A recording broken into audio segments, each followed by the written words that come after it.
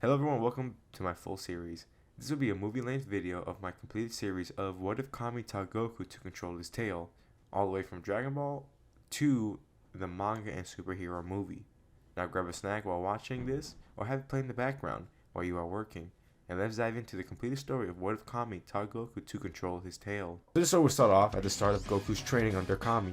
After the first day of training with Kami, originally Kami removes Goku's tail, but here he had different thoughts. Kami thought that if he could train Goku with being able to use his tail, there is no chance of him losing to Piccolo Jr. Goku wakes up the next day and meets Kami and is excited for his training until he starts feeling weak and sees that Mr. Popo is grabbing onto his tail. Goku calls it unfair, but Kami tells him that if he wants to grow stronger, he must train his weak spot. So with the training Goku goes through, in addition to focusing on his tail, when he wears weighted gi, he also gets something around his tail in order for it to grow, and that if someone were to grab it, he wouldn't lose any strength. Also, Kami, knowing about the ape transformation, he really doubles down on Goku with meditation. If Goku loses control in that state, if he could build up his own mental fortitude, maybe he could manage to control the form and not lose control. Goku didn't like it at first, since he thought it was just wasting his time where he could have gotten stronger. He asked Kami why are they doing all this meditation, as Kami explains to Goku about the grade 8 form he transformed into. This revelation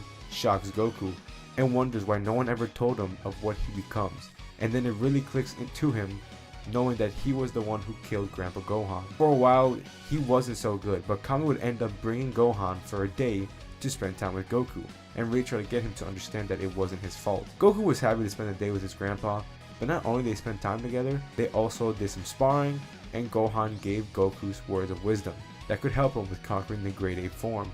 But one important thing he told Goku was how he found him when he was just a baby, and learning that possibly Goku isn't from this planet. After the day, Goku found a new mature mindset, and in which he would take meditation a lot more seriously, and would aim to learn how to control the beast within him. 2 of the 3 years would pass, and Goku would be meditating. He's grown more mature and started to understand why he would meditate. Kami would go up to him and tell him tonight would be the night that he would try to transform into the grade 8 form. Goku's a bit worrisome, as at this point this would be his first time aiming to control the form. His tail has no longer become a weak spot for him, as he has been training the tail for the last 2 years. It turns night as Goku looks up at the moon and slowly begins to transform. Once he is fully transformed into the Azaro state, he begins to attack recklessly, as Mr. Popo asks if he should stop him, but Kami tells him to wait for a moment to see if he manages to gain control. In Goku's mind, he is really concentrating, trying to somehow manage to control his grade 8. He thinks about the day he spent with Grandpa Gohan, he thinks about his friends, and the fact that he is probably an alien. He suddenly gets a quick flashback, seeing 2 adults crying, as he see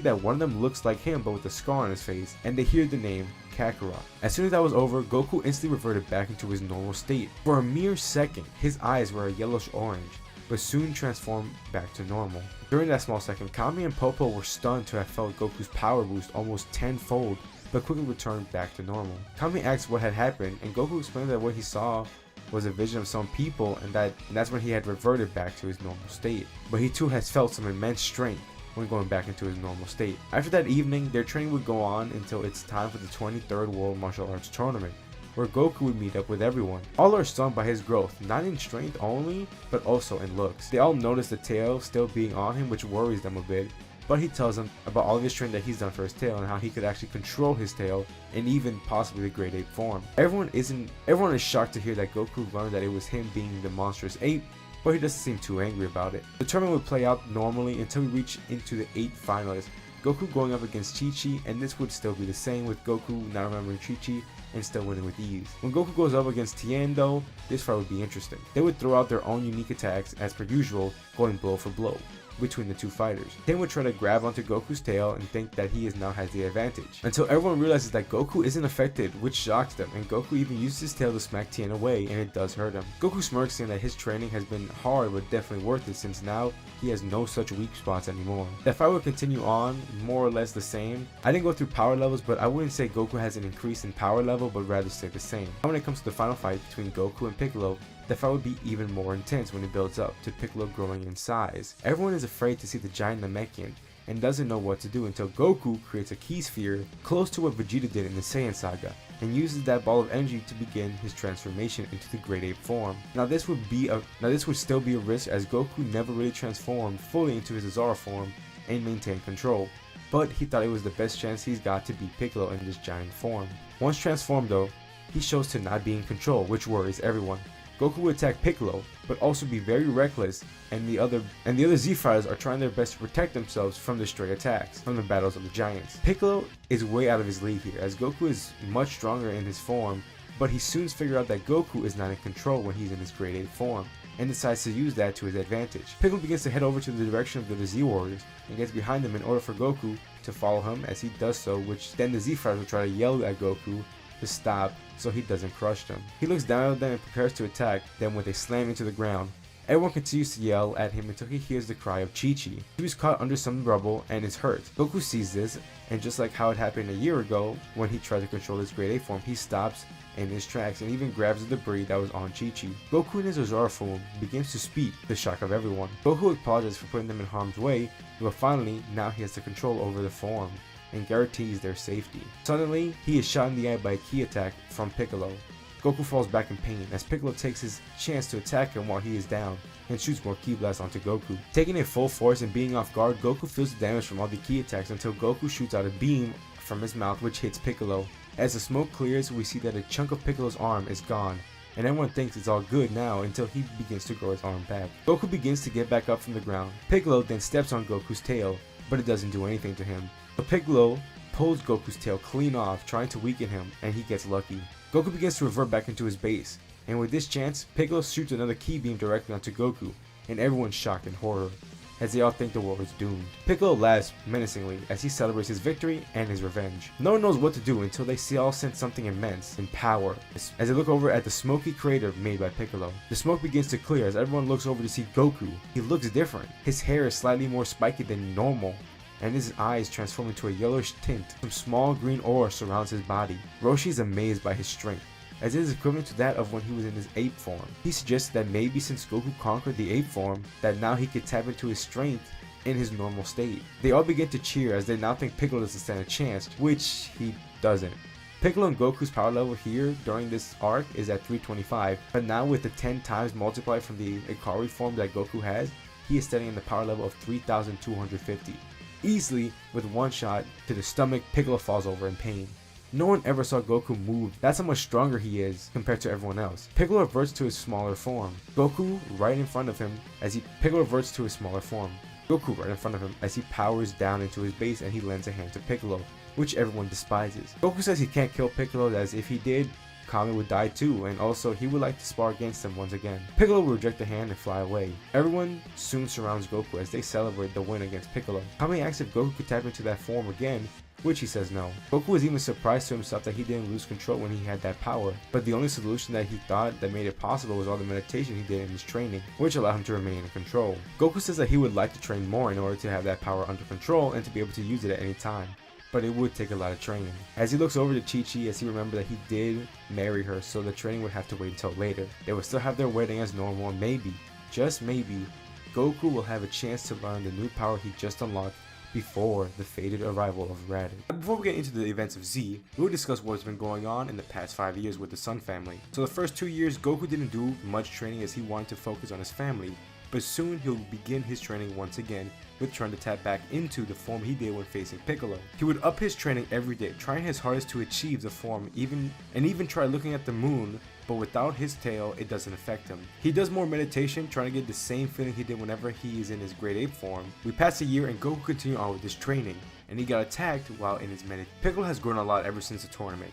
With Piccolo experiencing the major gap in power between him and Goku, he had a goal to aim for, so when he was in his own, he trained every single day. Currently, the power skill between the two fighters, Piccolo reaches to a power level of 500 and Goku is currently at 400. Piccolo has the edge on the fight and currently is beating on Goku. He asks him why he hasn't used the power that he had back in the tournament, as he developed an attack that will end Goku, even with the power boost. Goku laughs, saying that he can't tap back into it yet, but he will still beat him without it. Piccolo grows angry as he wants to beat Goku at his strongest, but it doesn't matter to him. Piccolo continues to beat on Goku as he slams him onto the ground, and then knees him right in the stomach, hard enough that Goku's tail regrew. Piccolo knew that they were near his house and threatened that he would blow up his home and family. Goku grabs Piccolo's feet, telling him that he won't do such a thing, and Piccolo laughs, saying that he isn't strong enough to face him. Then Piccolo feels a stronger grip on his foot, and then he is sent flying back into a mountain. Goku is back in the Ikari state. It is uncontrolled compared to last time. Their fight continues and Piccolo is now a little worried as he wasn't expecting Goku to not have control. Goku roars saying that he won't allow Piccolo to harm his family and rushes towards him as Piccolo barely dodges the attack as he begins to try to lose Goku. Piccolo makes a clone as he sends him to fight Goku while he charges an attack. Goku spots the clone and would head to attack him. The clone would try his best to last as long as possible with dodging all of Goku's attack, but with one strike it is taken out. Piccolo didn't have enough time to charge up the attack and is not fully charged, but he has no choice as he yells out special beam cannon and sends it flying at Goku. Goku barely manages to dodge it and it hits his arm as it hurts, but Goku is still standing. He grows more angry and flies towards Piccolo, grabbing him by the neck and slamming him into a mountain, and gives a good gut punch at Piccolo. His eyes turn red, almost as if he was going into his great ape form.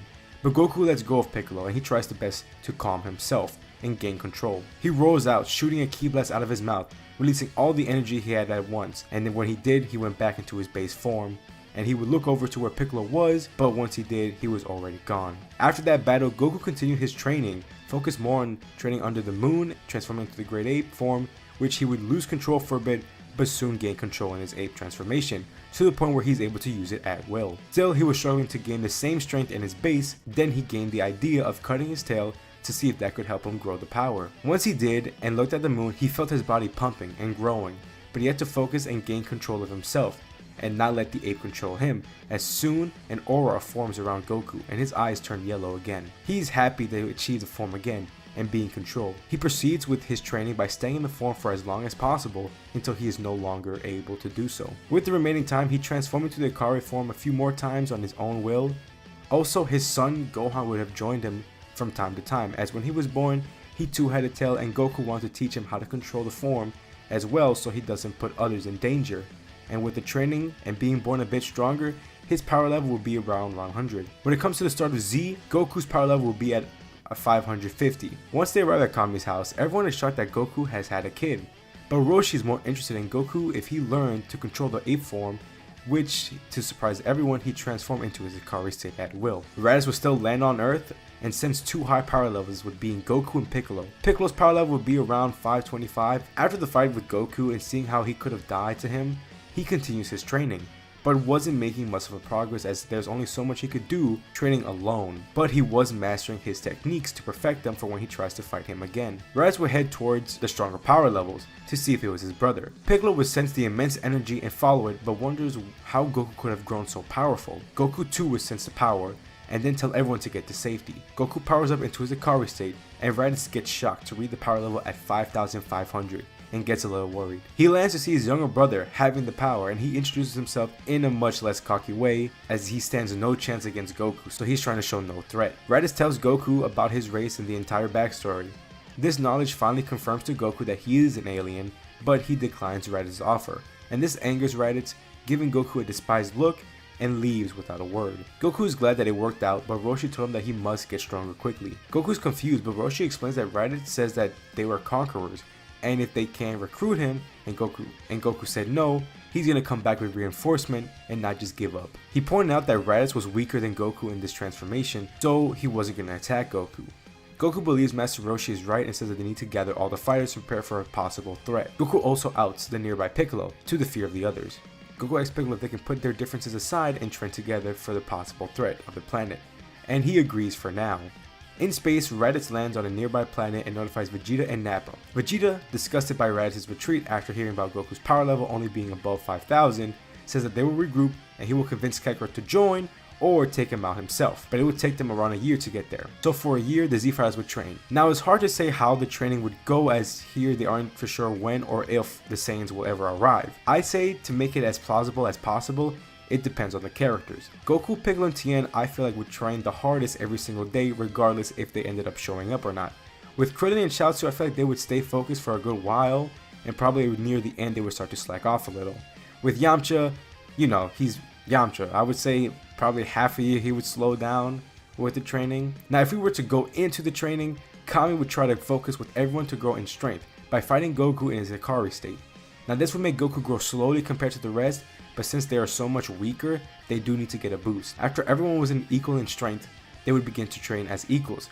but obviously Goku and Piccolo would grow quickly, with Tien trying his best to catch up. After the year of training, here's the power levels for everyone. Goku and Piccolo at 4,000, Tien at 2,000, Krillin at 1,700, Chaozu and Yamcha at 1,200. One day during their training, they sense the arrival of Raditz and the two other Saiyans. They feel the immense strength of the other two and are stunned to feel how much stronger they are, and doubt if they could win. But Goku says that they shouldn't let doubt cloud them. They all arrive at the battlefield and Goku gives them one warning to leave. But Vegeta laughs, saying if he won't join, then they'll kill everyone on this planet.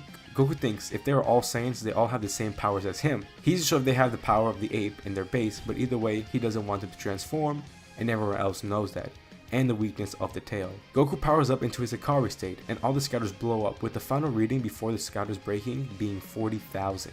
This shocks all three of them, and even begin to think that if it's the Super Saiyan legend. Vegeta asks what this power was, and Goku explains that he has control of his ape form and even the ability to have the power increase in his base form. Vegeta is actually impressed by this discovery by the low-class warrior. Vegeta gives this deal to Goku. If he teaches them the transformation, they'll leave Earth alone. They all look at Goku and he is thinking if he could trust them. He says he'll do it on a different planet, and they accept and Goku will head off with them. The Z fighters are worried about Goku, but there's not much they could do. It'll take some time, but Goku and the other Saiyans would manage to arrive on a planet, and their training would begin. Goku explains how he obtained the form after fully mastering the ape form, and sometimes when it comes to him getting a range boost. Goku is surprised to see that all three of them could maintain the ape form so easily. Some months would pass with trial and error, but it doesn't take too long for Vegeta to obtain the Ikari state. The training benefited everyone, especially Goku, as he was getting close to catching up with Vegeta, and they even had some good sparring matches. Their power levels are as followed: Vegeta at 25,000, Goku at 20,000, Nappa and Raditz at 15,000. Vegeta definitely got more respect for Kakarot, especially as a Saiyan. He does tell Goku his plan to face off Frieza with this newly found power after a bit more training. Goku would love to go and fight a strong opponent, but needed to return home. But after he defeats this Frieza guy, Goku invited Vegeta and the others to come back to Earth and have some sparring matches if they promise not to destroy the planet. Vegeta smirks, saying that if he does return, he wins the fight, his planet will be destroyed. So he should continue training, as Vegeta and the others will leave off to continue their plan to face off Frieza. Goku returns to Earth and everyone asks how it went, and he even senses how strong Goku has grown. He does tell them what they plan on doing, and if Vegeta returns to Earth, they have to be strong enough to face him and beat him, because if they are not, he threatened to destroy the planet, but he thinks he was only joking. So Goku would continue training with Piccolo and Tien and the others joining occasionally to continue to grow stronger for any future threat. Today, we'll be following the three Saiyans, rather than Goku and the others. It's been almost a year since they departed from Goku. They took their time heading towards Frieza, stopping by any Frieza planets that they come across, killing any Frieza troops they see. They grow stronger and fought more and more until they came across the Ginyu Force. Vegeta is already more than twice Ginyu's strength in his Ikari form. Vegeta would face Ginyu, while the other two would face off the rest of the members. Ginyu laughs at Vegeta, thinking if he could beat him with the major gap between their powers. Vegeta then smirks and goes into his Ikari state, and quickly in one blow ends Captain Ginyu. Raditz and Nappa are facing trouble fighting off Jason Birder after beating Recoome and Guild. Vegeta sees this and immediately takes out the remainder of the Ginyu Force, which amazes the other Saiyans with the increase in power. The more they fight, the more they continue to grow, and with Vegeta knowing Frieza's full power, they decide to stick around and train up a bit more, exploiting the Zenkais that the Saiyans get. They train for a few months until Vegeta had a power level of 60k, with the other two having around 30k. But still no luck with the Ikari state. Once they get prepared, they head over to find Frieza to take him out. Once they find one of the main Frieza planets, they would begin to cause havoc by destroying everything in their path. Frieza would get word of this and begin heading to that planet. Once arrived, he would send out his army and his two right-hand men, Dodoria and Zarbon. They meet with Vegeta and his group, and Vegeta doesn't waste time as he rushes Zarbon and Dodoria and easily takes them out without a problem, and this shocks all these soldiers. As the Saiyans begin to wipe them all out, until Frieza arrives, obviously very pissed off. Frieza would power up to his full power in his first form, expecting to spark fear in the Saiyans, but none of them showed an ounce of fear, which confused Frieza, until Vegeta transformed into his Ikari state and started fighting with Frieza. Frieza's completely caught off guard at Vegeta being stronger than his first form. Vegeta is pounding Frieza into the ground, not giving him a chance to fight back. Vegeta thinks it's too easy and wonders why he was ever afraid of Frieza in the first place. Frieza gets angry by the disrespect as he shoots death beams at Vegeta, and he manages to deflect them all until Frieza sneaked an extra beam that hit Vegeta right in the eye. Frieza tries to transform, but then is suddenly attacked by two great apes, being Raditz and Nappa. Frieza tries his best to maneuver around the apes, but he doesn't have the time to transform, so instead, Frieza charges up a death ball and aims it towards the planet's core. The planet begins to shake heavily, and destruction all over began to show over the entire planet. The two apes were distracted, with the planet beginning to explode, which gave Frieza the chance to transform into his second form and was now strong enough to face both off the Great Apes. Vegeta recovered and got back to join into the fight with his comrades, but even then, with all three of them, they stood no chance against Frieza, as they all began to get beaten heavily. It looks really bad for the Saiyans, as Nappa says that Vegeta needs to escape back to Earth and get help from Kakarot, as they have no chance of winning. Vegeta is against the idea of retreating, but Nappa says if he really wants to take down Frieza, then he must leave. But Vegeta still refuses to do so. Nappa looks over to Raditz saying he will have to be the one to go, as Vegeta is too stubborn to leave. Raditz doesn't wait another second as he gets on a space pod and leaves the planet. He didn't feel too bad leaving, as most of his life he hated both Nappa and Vegeta, but recently he felt that they were getting to be a good solid group. Nappa and Vegeta would stay fighting Frieza, but it didn't last too long as Nappa was killed off and Frieza took his time with Vegeta. But Vegeta said he would be killed by the other Saiyans, even if it wouldn't be himself. Frieza realized one of them escaped and he grew angry and finished off Vegeta, as he would go back to his ship and leave the planet, leaving the two dead Saiyans. Now on Earth, when Goku returned, he would continue training hard with Piccolo and Tien, and actually Gohan began to join as well, with the others joining occasionally here and there. Nothing too interesting would happen besides just their training. If we caught up to the point where Goku returns after training with the Saiyans and Raditz retreating from Frieza, this would be their power levels. Goku would be at 30,000, Piccolo would be at 10,000, Tien would be at 8,000, and Gohan would be at 5,000. It would take around a year for Raditz to return back to Earth, with maybe taking some pit stops to recuperate. And with the Z Warriors not doing anything but training, their power levels would also increase. Goku at 40,000, Piccolo at 16,000, Tien at 12,000, and Gohan at 10,000, with being able to control his Great Ape form. And then one day, while everyone is training, they all see a space pod that crashes, and the main four fighters all head towards it, as they are surprised to see Raditz, but he doesn't look too good. Goku quickly gives him a senzu bean to let him heal. Raditz is shocked to have been healed up so quickly, but tells his brother what had happened to them when they went to go face off against Frieza. Goku is somewhat saddened to hear about the death of Vegeta, as he did really look forward to having him being a rival so he can get stronger with. Raditz continued with saying that they got too cocky at first with being stronger than Frieza until he transformed and was able to beat them all. He was the only one who left to warn Goku. Goku asks if Frieza is coming, but Raditz isn't too sure about that, but they need to grow stronger and be stronger than Frieza just in case. They all head to the lookout with the other Z fighters joining in. They asked Kami what could they do to grow stronger, but Kami said that he has taught them everything he could, until he brings up the time chamber. Goku likes the idea as they could get more training in, but they still need a more way to grow more efficiently. Raditz does bring up the fact that this planet's gravity is a lot lighter compared to planets Vegeta's, which helped them grow stronger at a young age. Goku gets the idea to go ask Bulma if she could create a room or a machine that could amplify the gravity, and she soon gets to work. Once she does create a machine, Goku and Raditz decide to go in together, and they will begin training during their first year. After almost a day of them going into the chamber, everyone senses an immense power appear, and it seems kind of familiar, but they can't put their finger on it. And they all get worried because they quickly think it's Frieza. They show genuine fear and wonder if they should even go. Tien is the first one to speak up, saying that they have no choice and they need to go. Piccolo prepares to go, but Krillin says that he needs to stay, as if he dies, Kami does as well, and they would lose the Dragon Balls. So Piccolo is forced to stay on the lookout. Tien, Krillin, Gohan, and Yamcha head towards the strong opponent, but they end up meeting him halfway. They start to show a bit of relief to see the person in an orange gi similar to Goku. He stops them and says that he will explain everything, but they need to head back to the lookout now. They are skeptical, but they don't question him. When they are flying back, the mysterious person introduces himself as Future Gohan, and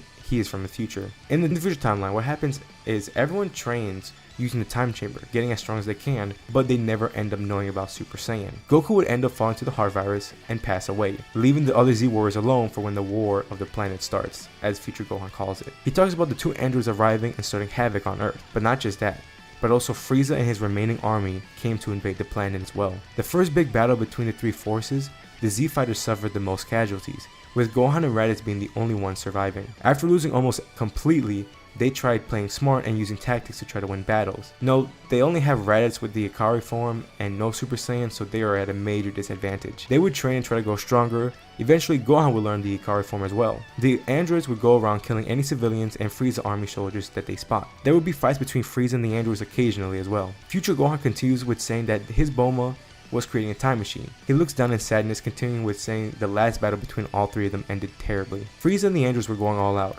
with Frieza being in his final form, and explaining how big his power level was, and it was nothing that the Z fighters were prepared for. Their fight was getting close to the Capsule Corp, so Raditz and Gohan had to go and fight between the two androids and Frieza. They were way out of their league with witnessing the battle. Frieza was on the losing end, as the androids used their infinite stamina and made it to their advantage. Raditz and Gohan ganged up on Android 18, But even together, they weren't faring any better, as even with the Ikari form they both had, they were being handled without a problem. Now with Android 17 alone, Frieza got the chance and ended up cutting 17 in half, destroying him. 18, ready to kill Gohan, prepares an attack, until Raditz pushes Gohan out the way and took the attack, which did major damage to him. Frieza, seeing this, grows angry as he wanted to kill Raditz himself, and he shoots a death ball at 18, but it misses and ends up hitting the earth, and now it is preparing to explode. Gohan goes to Raditz and apologizes for not being strong enough. Raditz in his dying breath says that he needs to go to Bulma and go to the past to change all of this, as he succumbs to his injuries. Gohan, with his tail tucked between his legs, quickly flies to Bulma to see that the machine is done. Gohan tells Bulma to get ready to leave, but she says there's only room for one and says that he has to go. Gohan didn't like this as he didn't want to lose anyone else, but he had no choice. He started up the time machine, and while rising up, he saw 18 and Frieza fighting as they both are heavily damaged and both landed a finishing blow at each other and both dying at the last. The last thing Gohan saw before leaving was his Earth blowing up as he went to the past. Everyone is shocked to hear his story, especially Kid Gohan. They arrived on the lookout, and once they did, Goku and Gohan came out of the time chamber. And when Future Gohan locked eyes with Goku, he believed that he could save everyone in this timeline. Future Gohan goes up to Goku, almost in tears, seeing his father again after so long. He tells everything that happened in the future to Goku and Raditz, and immediately, they are worried about the impending doom of Earth. They have 3 years to prepare, but feel like they are truly at a disadvantage. Kami kicks in, saying that there is someone he knows that could help them, but only one person is able to go to him right now. He talks about training in the other world and training under someone named King Kai. Piccolo volunteers that it would make the best sense since he is the strongest, excluding the Saiyans. Without another word, they leave so Piccolo could begin heading to train in the other world. The humans feel helpless as they didn't know what they could do, but then Yamcha gets the idea of going to Bulma and make themselves into androids. Krillin isn't against the idea as they need to do whatever they can to save the planet, but Tien is against it, as he does not want to cheat to gain power. But he does have an idea of what he could train for. With the Saiyans, their plan will be for future Gohan to begin training them as he is the strongest out of the four, but also continue with the time chamber and gravity training. Raditz does bring up the legend of the Super Saiyan, and that if they can achieve the form, then maybe they have a good chance, but still, he isn't sure if the stories are true. Now before we go through the story, to make it less confusing, we'll be going through each group separately on what they do in the 3 years. So it's not a constant hopping between 5 different groups. Yes, 5. Starting off with the Saiyans. Now before we get into their training, we must discuss the starting power levels of the 4 Saiyans. Now with Future Gohan, it would be difficult to pinpoint. He is nowhere near canon Future Gohan, but he has been fighting and training with a Future Raditz for 20 years. But he did also start out much weaker before the whole android attack, and he is less experienced than his canon counterpart. To be fair, let's give him a power level of 750,000. After Goku and Raditz trained for 1 year, they would reach the power level of 120,000. And Gohan being much behind at 10,000. With the help of Bulma bringing enough food for the 4 of them, they are all good in the time chamber. With the 2-year time limit still being a thing, Goku and Raditz want to train as much as possible. Goku and Raditz would spar against Future Gohan to try to catch up to him in strength, with Gohan also trying but was way out of his league and somewhat felt left out. When it came to gravity training, Future Gohan was a pro, being able to handle up to 200 times Earth's normal gravity, and the others had to catch up, especially Gohan, since he did not have any experience with this type of training. Future Gohan would try to bond with his younger self, acting like an older brother and giving him the best advice he could. Future Gohan did want to spend as much time as he can with his father, as he did miss him alive in his own timeline. The whole year they all spent in the time chamber was beneficial to all of them, but less for Gohan, as it was mainly the 3 adults training. Gohan grew jealous of his future self and had a bit of a hatred towards him for replacing him, as that is what it feels like for him. Here are the power levels of everyone after 1 year. Future Gohan at 1 million, Goku at 500,000, Raditz at 450,000, and Gohan at 120,000. With Goku and Raditz already in there for 2 years, they had to leave Gohan and Future Gohan to continue training. Future Gohan liked to train his younger self and let him grow as strong as possible. Unlike Future Gohan, the present Gohan hates to have to spend more time with him. They begin their training, but Gohan has some pent-up anger built up inside of him. One day, while they are doing a sparring match, Future Gohan being much stronger than Gohan, he showed no effort in fighting him, which made Gohan even more angry. With all this anger building up, it finally breaks as he yells out in anger, and he rushes his future self. But in Future Gohan's perspective, he saw his younger self as his hair flares yellow, and his power increases exponentially. Future Gohan gets punched and is sent flying, as he gets up and prepares to fight, but he looks over to see Gohan pass out on the floor. Future Gohan lets Gohan rest while he sits and meditates. He thinks to himself, wondering if that was a Super Saiyan that his uncle had told him about. Future Reddits did talk about the legend here and there and did say something about a golden warrior. Future Gohan would train and meditate, trying to use all his anger inside of him to try to tap into that power. He thinks about how he lost everyone and cannot go back, that the people in his timeline aren't his family or friends, and how he failed to save them and was given a second chance and does not want to fail. All these thoughts in his head finally burst out into an emotion as he yells out, just like his younger self, and a yellow aura surrounds his body. Gohan wakes up to see his future self in a golden aura and asks him what had happened, as future Gohan explained that they will be the ones to save everyone. After this event, Gohan and future Gohan had a talk and really grew closer after learning how Gohan felt about his future self and the pressure of the world being in danger and what his future self must have gone through. They made a closer bond and trained hard together. Future Gohan had no problem teaching his younger self to become a Super Saiyan since, you know, it's himself. The year came to a close quickly, and once they headed out the time chamber, they did surprise both Goku and Raditz in the Super Saiyan form. They were no doubt shocked, not just of the power, but also that the legend was true. They would spend the year doing more gravity training at Capsule Corp, and with Goku and Raditz trying to achieve this new form. With Piccolo, he spent his time going on Snake Way and heading towards King Kai,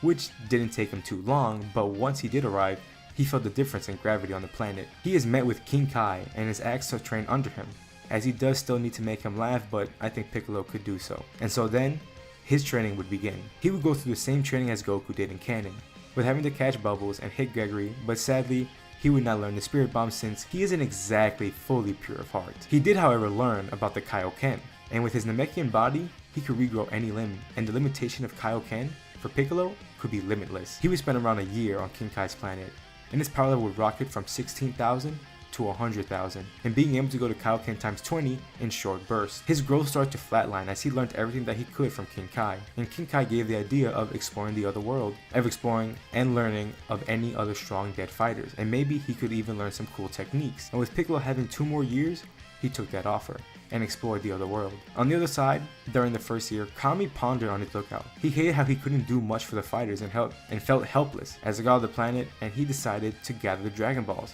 and wish for his youth back. He began training, with joining the Saiyans, and even though he was way underpowered, he did not let that stop him, spending the first of the 3 years to grow as much as he can to lend a hand in protecting the Earth, and even evolving the Dragon Balls, making them stronger. With Krillin and Yamcha, after having Bulma make them into androids, they gained the ability of the infinite stamina the androids would have. It did take a few months, but with Tien, he was at Kami's house practicing the evil containment wave, trying to perfect the technique. The few months while Tien was waiting for the others, he didn't grow so strong, but he ended up perfecting the containment wave, and was met with his new android friends. They began training together, sparring for the first year. Krillin and Yamcha did grow a lot stronger than Tien since they didn't need to rest, so their growth skyrocketed. Tien still grew stronger, just not as much as the others. In the second year, all the Saiyans obtained the Super Saiyan form, and their power levels were now in the millions, with future Gohan being the strongest at 3 million in his base. The rest of the 2 years they spent would just consist of gravity training and also going through the different grades of Super Saiyan. And at the end of the third year,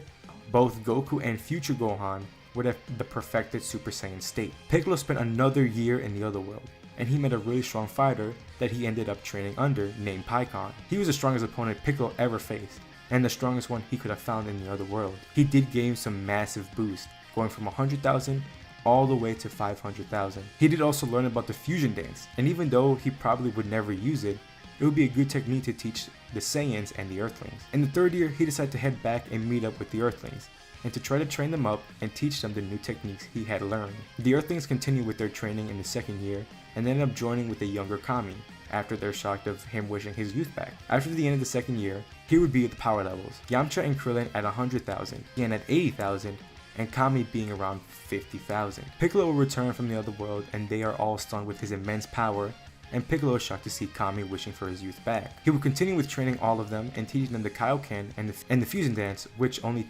Yamcha and Tien could probably do. They would go on into the time chamber to grow stronger, and really don't need any extra food, but just a lot of water, for that the Namekians and now the newly androids only need water to survive. With the Kaioken, it works well for everyone besides Tien, as his body is still normal compared to everyone else's. The day finally comes where the war would begin, but before, let's go over the power levels. Future Gohan at 4 million, Goku at 3 million, Raditz at 2.5 million, Gohan at 1.5 million, Piccolo at 800,000, Yamcha and Krillin at 750,000, Kami at 500,000, and Tien at 400,000. They all meet up in the lookout, prepared for the attack, as Kami sensed chaos in 5 different cities, to the dismay of future Gohan, as there were only 2 in his timeline. And not soon after, 2 major power levels are sensed by Kami. Coming from space was Frieza, but not just them, but also Frieza's father, King Cold. The fighters split up, with the Saiyans heading towards Frieza and his army, and the humans going together to at least one of the cities. Piccolo and Kami will head to a different city, but Kami does say that if things seem bad, that they might have to fuse to become one again. And where we last left off, all the Z fighters split to go face the invasion, with the Saiyans dealing with Frieza and his army, and the Earthlings and the Namekians facing the androids. Once the Saiyans arrived to where Frieza landed on Earth, the fight would quickly begin, with Raditz facing off against Frieza to avenge his fallen comrades, Goku facing King Cold, and the Gohans fighting off all the soldiers. When facing Frieza, Raditz transformed into his Super Saiyan state, which ended up shocking Frieza and Cold, and soon realized all the Saiyans could transform into the Super Saiyan. Frieza immediately transformed into his full power form, and their fight is close to equal with Raditz being slightly stronger. No doubt the fight between the two is powerful, as each blow they land creates pressure waves. On the other hand, King Cold transformed into his final form, and he is much stronger than Frieza.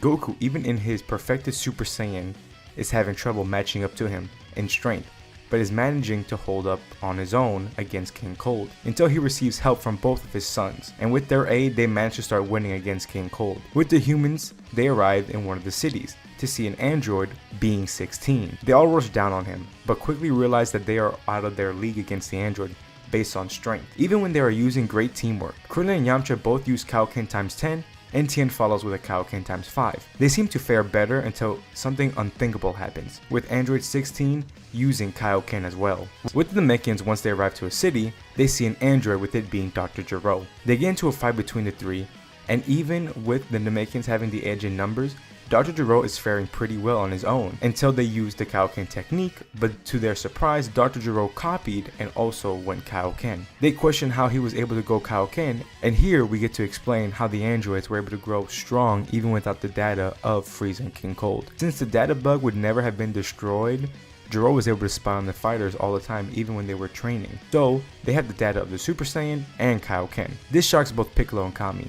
Knowing this and on the other possible androids are as strong, if not stronger, than any of the fighters. They seem to be at a disadvantage and need more help to save more lives of the people of Earth. Kami would tell Piccolo to hold off Gero while he communicates with some people. Kami would speak to Mr. Popo to collect the Dragon Balls in case if they would need them, and then begin to telepathically talk to Goku, asking if he could send a fighter to a different city, as they are occupied with one of the androids, and Goku would send future Gohan to another city. Piccolo would start losing the edge until Kami returns again to make the fight more equal, but still they were having their problem with Gero, until King Kai speaks to Piccolo and tells him that he is sending Pikkon to aid them with this fight, but they need to hold out as it could take some time.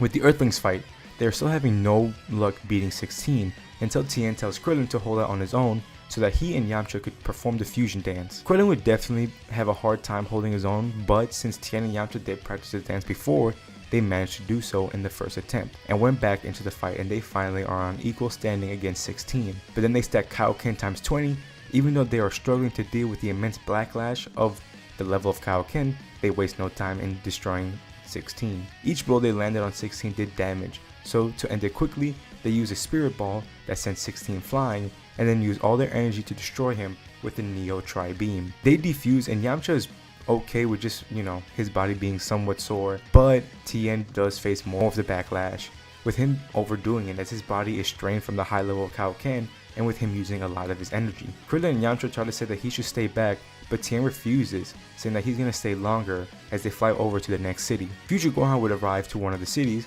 and be met with Android 18. A sudden rage fills his body, remembering what happened to him in his timeline and how she killed his Raditz. Quickly he powers up and begins fighting Android 18. The fight is close to be on equal ground, but 18 is slightly stronger than future Gohan, but he doesn't let that stop him until she activates Kaioken and turns the tide of the battle completely, and future Gohan begins to lose. Raditz would end up killing off Frieza and joining Goku and Gohan to face King Cold, as in his final form he was much stronger than Frieza was. They were worn out, and even though they had the advantage of numbers, they still weren't enough to completely take him out, as their fight kept raging on. Piccolo and Kami begin to show tiredness, and Gero would use that against them and begin to beat on them greatly, with Piccolo taking most of the attack as he could handle more than Kami.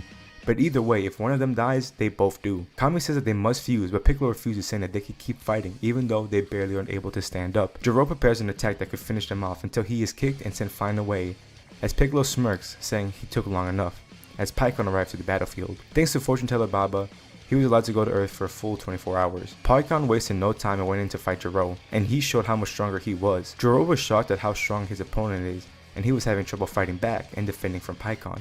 And with a good solid strike kick, he destroyed Gero, and managed to end him off completely. Pikkon helps Kami and Piccolo and asks what's the plan, as they said they need to head off to the next city and fight the other androids. The humans arrive into another city and they are greeted with Android 19. With Tien not being able to stand, he is out of the fight, and the duo begins their brawl with 19. Knowing what to expect, they power up to Kaioken times 5, as they are still damaged from the last battle. But they are faring their own for a bit against 19, but these androids are much stronger, and soon they lose the edge on 19 and begin to get taken down. Trying to use coordinated attacks to fight off 19, but it doesn't matter, as every time they get back up they end up getting knocked back down, until it was just Krillin standing. Heavily damaged, he doesn't know what to do until he hears a yell, "Evil Containment Wave," as it hits 19. He looks over to see Tien trying his best to stand and seal 19 away. He managed to do so, but after closing the container, he completely collapsed to the floor as Krillin rushes over to him, barely sensing any life force left in Tien. Yamcha and Krillin try their best to keep Tien from losing his life, but decide to stay where they are for now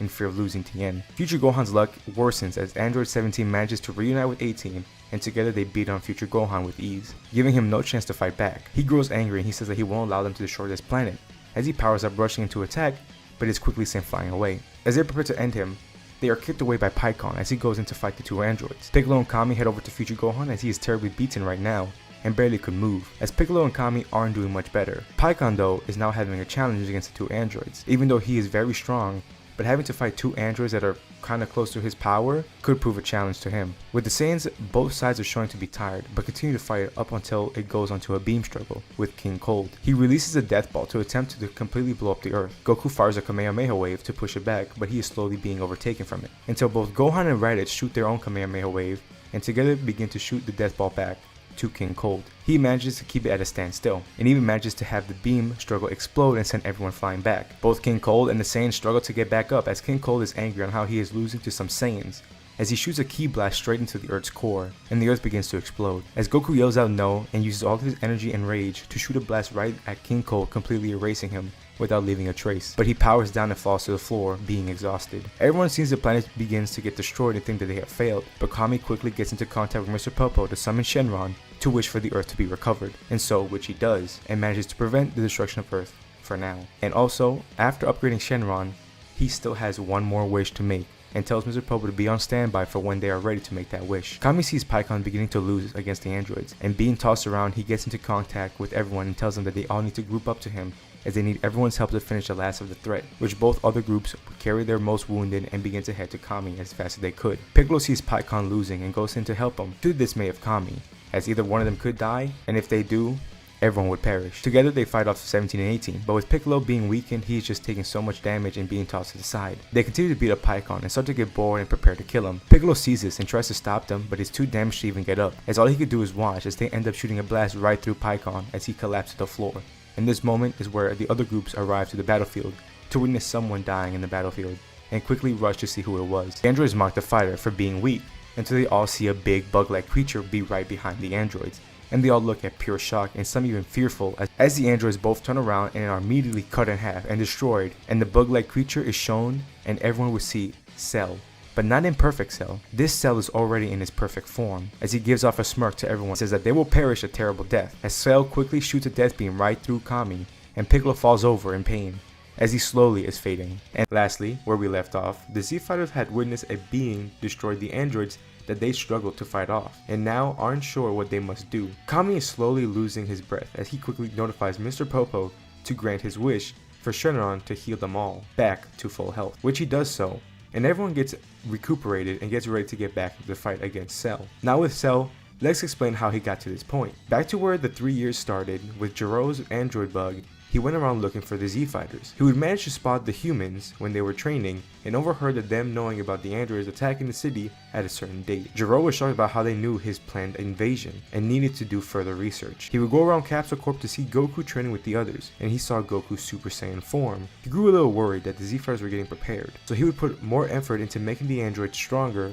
until he saw his best creation. Still in the small state he is in, Gero decided to mainly focus on Cell to try to make him grow much quicker. With more data he collected, he works on Cell, and throughout the 3 years he grew much quicker and looked more like his perfected state, thanks to the help of the Super Saiyan DNA. When the time came of the attack, Cell needed a bit more time, so Gero would leave him in the lab, while he and the other androids split up to attack different cities in order to split up the forces of the Z Warriors. And that's how we ended up to this point. Cell sees that everyone has recovered and just gives off a smirk, saying none of them are strong enough to beat him, until Future Gohan rushes him down and starts beating Cell. Even with the newly Zenkai boost and the Super Saiyan, Future Gohan was merely slapped away and sent flying. The other Saiyans follow as they all try to gang up on Cell, but easily dodge all of their attacks. Yamcha asks Tien if they should fuse, but Tien doubts that even if they did, it wouldn't be near enough to even stand a chance against him. But he has another idea, as he asks Yamcha to help Goku and have him be still for his plan. 6 fighters are on Cell, and even then, he is still not having any trouble. Piccolo tells Piccolo that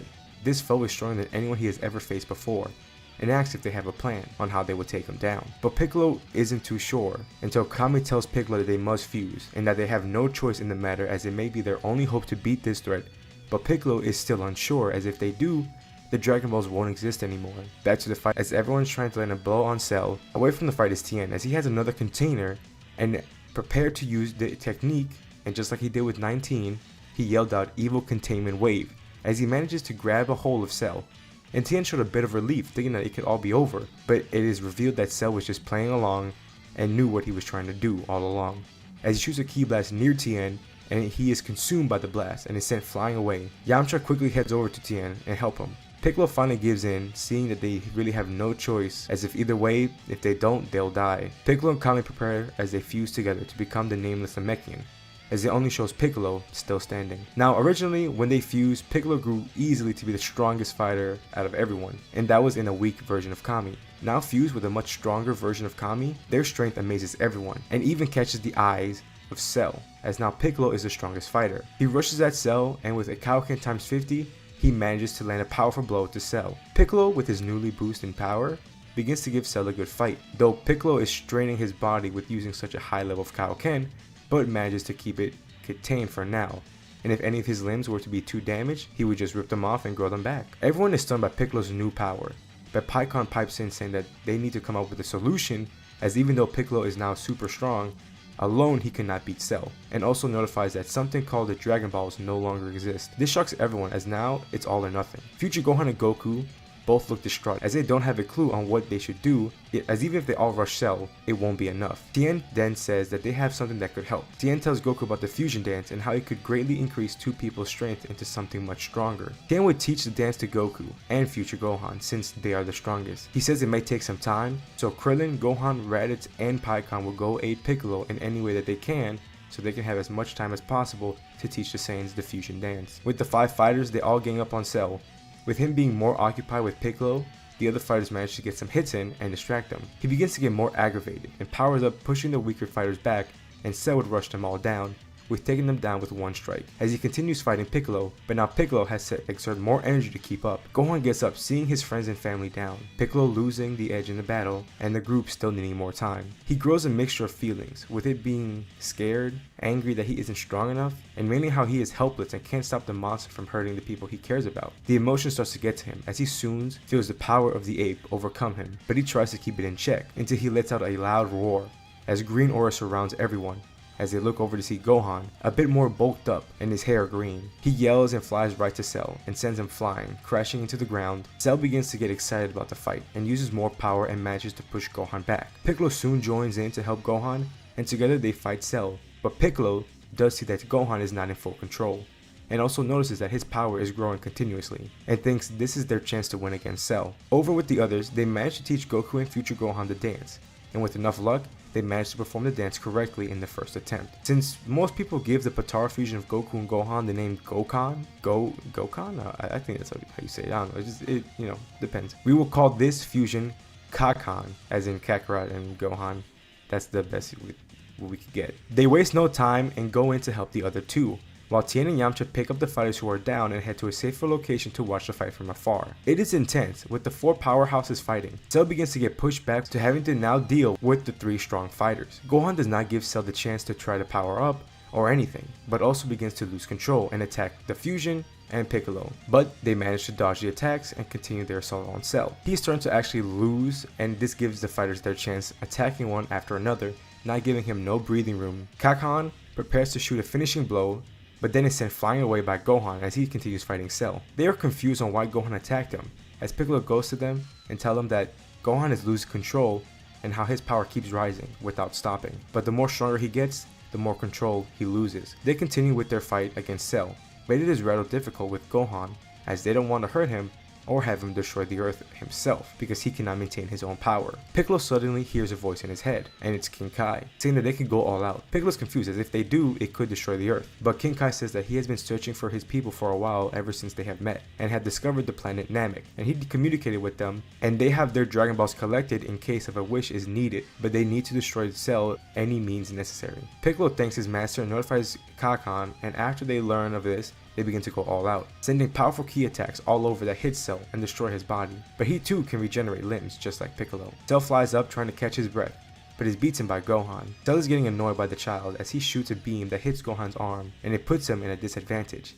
And Cell takes this to his advantage as he rises up and shoots a Kamehameha wave right at Gohan. And Gohan would shoot his own ki blast to push it back, but with the injured arm, he is losing the beam struggle, as both Piccolo and Kakarot supports Gohan, helping him with the beam. But with all the fighting, they are worn out and need more assistance as the other fighters come to aid them. Piccolo tries to go to help, but he begins to fade as he used a lot of his energy and shortened his stay in the living world. He doesn't want to go as he wants to make sure his rival and his friends would come out victorious, until he too hears the voice of King Kai, saying that he could be wished back to life if he wishes so.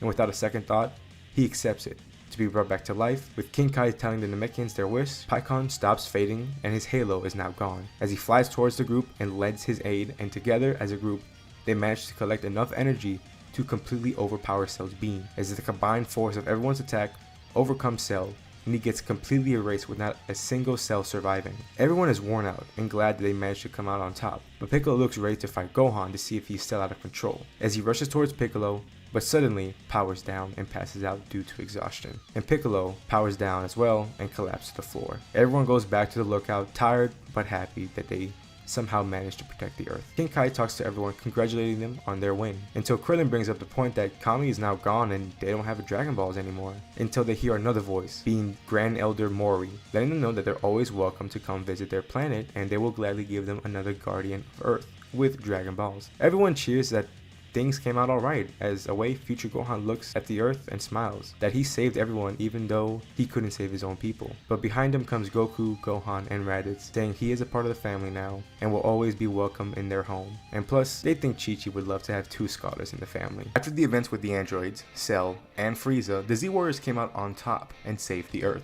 But that was all 7 years ago. And y'all are probably wondering, what has everyone been up to? With the Sun family, things have been well, with Gohan following his dream of being a scholar, but still wanted to train from time to time, but nothing too intense. Future Gohan has ended up deciding to keep up with his training with Goku and Raditz. He gave up his dream of being a scholar since he felt it was more important to keep up with his training in case of another threat that would appear. But he was happy that at least a different version of himself got the chance to follow his dream. Goten would also still be born and even stronger than his canon part. And unlike Gohan at his age, he loved training and sparring with his father and future older brother. Future Gohan was happy of having two younger brothers and liked being an older brother. During the 7 years, Goku, Raditz, and future Gohan wanted to see if they could achieve the form that Gohan had when he went against Cell, as they all theorized that the form was a combination of the Ikari state and the Super Saiyan form. So they spent their time training, working on somehow obtaining the form. During the halfway of the 7 years, Goku actually obtained something like it, but it wasn't the same form as Gohan. This form was more towards the look of the Great Ape. Goku had red fur over his body, hair all spiky, a red outline between his eyes, and his eyes were yellow just like the Ikari form. They would call this Super Saiyan evolution. They were amazed by the power, and this gave them the motivation to follow after Goku to obtain the form, which the other two would also end up attaining before the 7 years were actually up. With Piccolo and Piccolo, they actually ended up going to Namek and meeting Piccolo's people. They learned about his background and the histories of the Dragon Balls and how they were made. Mori, who is now the Grand Elder, chose the son Dende to be the guardian of their planet, which they would thank him for. Mori also wanted to unlock both of the fighters' potential in case of any future threat that could come to the universe. Mori was shocked when he was unlocking the potential of Piccolo, as he sensed something great within him. When Piccolo powered up, he had a more golden look to him, and the power he felt was immense, but Mori said that there was something else that he has to unlock himself. They decided to say a bit more, with the Kami side of Piccolo wanting to learn more about their heritage. Meanwhile, also, he and Piccolo would train the fighting clan of the Namekians to help them grow stronger and even pass down the Kaioken technique to the Namekians. After a few years on Namek, they decided to return to Earth, and then they would create his own Dragon Balls on Earth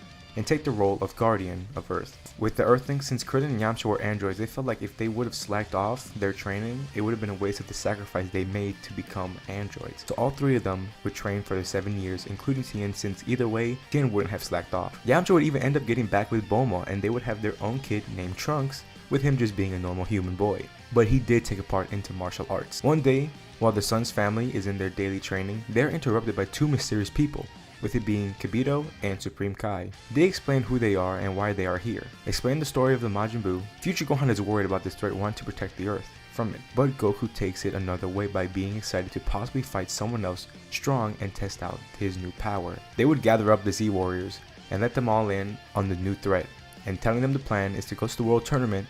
There's a good chance that Babidi's minions would be there. The ones who are sitting out of this event would be Gohan, Goten, and Trunks. The rosters of the tournament would mainly consist of the Z Fighters, Babidi's minions, and Supreme Kais. The first match would be between Krillin and Pikkon, and they would fight, and once Yamu Spopovich saw the power of Pikkon, they would absorb his energy and would leave, as all the fighters would follow suit as they find Babidi's lookout. But since Pikkon is rather a strong fighter compared to the Super Saiyan Gohan in canon, the energy that they collected would be a lot more than enough to spawn in Buu. The Kais would be worried about this, but Goku wouldn't waste any time and jump right into fighting Buu. Goku would start off in Super Saiyan, and the form is not enough to fight against Buu, so he transformed into his evolution form, which stuns everyone on the immense power. Goku begins to destroy Buu with ease. Not having any trouble to the anger of Babidi, he sends out the Buu to attack the group, as he would and try to shoot his stone spit at the Kais, but future Gohan acts quickly and protects the Kais, but he sees that his clothes is turning into stone and removes his shirt quickly as he powers up into his Super Saiyan evolution form, and in one strong blast takes out the Buu. Future Gohan grabs Babidi and brings him to the Kais, and during that, Goku is somewhat disappointed with the fight of Buu,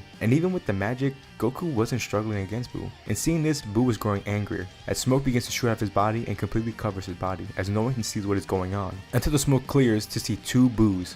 One fat and pink, while the other one is skinny and dark. They begin to fight, and everyone is somewhat confused, and doesn't know what to do, until Goku breaks up the fight between the two Buus to see what is happening. But Dark Buu goes to attack Goku, but is easily taken down. Fat Buu explains that the darker Buu is evil and that he needs to be eliminated. Without question, Goku goes to fight Evil Buu. Evil Buu tries to fight against Goku, but Goku, with this transformation, he is way stronger than Evil Buu could ever be. And with a full power Kamehameha wave, Evil Buu is erased. The Supreme Kai rushes at Buu, attempting to erase him, but Goku stops him, saying that this isn't the evil being that you're after anymore, as they seem to have split, with the Evil Buu being the one that was erased. Supreme Kai isn't too sure to trust this Buu, as he still looks like the same one as when he killed off all the other Kais many years ago. Goku says to allow Buu to stay on Earth and let him train Buu and teach him the ways to be good, as Goku really believes that Buu is good and that Evil Buu is what made him evil. Supreme Kai doubts Goku, thinking he wouldn't be able to do such a thing with Buu, but he does note that he is strong and everyone else is strong as well, and for now he would allow Goku to have Buu stay on Earth. But if he isn't able to have Buu remain good, he will send someone to have him destroyed. On the other hand, Supreme Kai and Kibito thanks future Gohan from saving them, but they do pull him aside. They note how they know that he isn't from this timeline. It is against the rules for mortals to mess with time, but future Gohan tries to explain that he did it so he could save the people from this timeline, to have not have dealt with what he had originally. And future Gohan shows a bit angered, asking how his timeline, they never came to help the people when they needed it the most. But Supreme Kai explains that it wasn't their choice to not help, as they could not meddle in mortals' problems. They continue with that if a certain someone learns the fact that he is a time traveler, he might be erased, and possibly everyone on this planet. Future Gohan is shocked to hear this, and how he may have put the people he cared about endangered. He isn't sure what to do until Supreme Kai gave him an offer. He asked to come be his pupil and train under him as a reward for protecting him, but also being immune from the person that would want to destroy him. Future Gohan without a doubt takes this offer, and he would leave with Supreme Kai. Goku, hearing this, would ask if he could go as well, but it's quickly rejected, saying that he has to take care of Buu and make sure he doesn't do anything bad as they head off. Goku is bummed that he doesn't get to go out and train with stronger people, but he does look forward to training with Buu, and even Raditz would join them. They would head to the time chamber, as now with Dende being the guardian, he actually removed the 2-year time limit to the time chamber, and they would spend their time training Buu and actually grow stronger at the same time. Buu managed to grow rather quickly, even was getting to the point of catching up with the two Saiyans, and actually losing his fat body to look more like their muscular fit body, and since Buu really enjoyed the company of Goku and he looked up to him, he started using his gi to match him. After 2 years in the time chamber, they would head back to Goku's house, and Chi-Chi is kinda dumbfounded to now have a pink creature live with them, and also sad that future Gohan has gone to training. Goten is also sad hearing since he did enjoy training with his older brother. With Gohan hearing this, he decides to go back into training to cheer up his younger brother, and made Goku excited to hear this as well. With future Gohan, when they arrive at the Kai's world, they would get started with his training. Future Gohan would pull the Z sword with ease and would break it like normal, but would release Elder Kai. And to thank him for releasing him, and to thank him for breaking him out, he would perform the ritual on future Gohan, giving him the mystic form. He feels the incredible boost in strength he obtained, and he feels like he is the strongest. Supreme Kai would talk to future Gohan saying that he must train hard every day, as in the near future, he might face someone that is considered the most powerful being in the universe. Future Gohan is confident that he will be ready, but then Supreme Kai said not to underestimate this opponent, as he is a godlike opponent who's never lost to anyone but one person. Future Gohan would take this info and continue his training, as he would take his training seriously each day, and stay in his new form that he just attained. On Earth, with Goku training with Buu, all the other fighters are interested to having a sparring match with him, and everyone has a go at Buu until when it gets to Piccolo. Their fight would be amazing, as Piccolo here is no laughingstock, as he is very strong compared to his canon counterpart. It looks like he is about to lose, but when he is pushed to his limits, Piccolo powers up as a bright light blinds everyone, as they see him to be in a more larger size, and a more on the orange side of color to his skin. Some time has passed since the threat of Buu. The entire Sun family has been training with Buu on the regular now, and everyone has been seeing some benefits, with Buu being as strong as Goku, Goten having Super Saiyan 2, and Gohan on learning to try to perfect the form that he used against Cell all those years ago. Gohan even started a family with this girl named Videl. Yes, forgot to mention, even with things playing out differently, Gohan having a more normal life outside, he still end up with Videl. With Piccolo, after achieving the new orange form, his growth in strength has been so rapid that even Pikkon is having trouble with catching up. Started training with his father, Yamcha, and the other Earthling Z fighters, and he showed great strength. Time came for Bulma's party, and everyone was there, even Buu and Pikkon, as they started to celebrate her party as normal. Away on the Supreme Kai's planet, future Gohan has been training non-stop after being picked up from the Kais to try to correct the breaking of the rule of time traveling. His training and growth has been leaps above what everyone else has been up through on Earth. Far away, a cat wakes up from his sleep and calls out to his angel. Beerus tells Whis that it is time to look for the Super Saiyan God that he has been dreaming about. Whis would go through a search for all the Saiyans and would pick up on 3 that were on Earth. He talks about Goku, who has destroyed Buu, and is the strongest one on Earth. He then talks about Gohan with the legendary Super Saiyan form that he had when fighting against Cell, and the one who he outs as being a time traveler since he looks similar to Gohan. But he is currently trading with the Supreme Kai right now, and no doubt is the strongest Saiyan out of anyone else. When Beerus heard about the time traveling, he grew angry quickly. He told Whis that they will stop to the planet of the Kais to see this time traveler, either to destroy him, or if he's lucky enough to be the Super Saiyan God that he is looking for. They would arrive to the Kai's planet rather quickly, to the shock of the Supreme Kai. Future Gohan did know how to show respect and bow down to the God of Destruction, as he asked Supreme Kai if this was the person that he would be fighting. Beerus hears this and gives a remark to the Supreme Kai, which scares him. Beerus explains that he is looking for the Super Saiyan God. Future Gohan never heard about this legend, but he does say that he is rather strong and could try his best to give him a fair fight. Beerus says that he knows Future Gohan is a time traveler, and it is against the rules for mortals to mess with time. But if he can prove that he is the fighter he is looking for, then he might spare him and the people of Earth. Future Gohan gets nervous, as he now, once again, the faith of everyone else is on his hands, but he will use every ounce of strength he has to fight Beerus. Future Gohan powers up to his mystic form and goes into a brawl against the God of Destruction.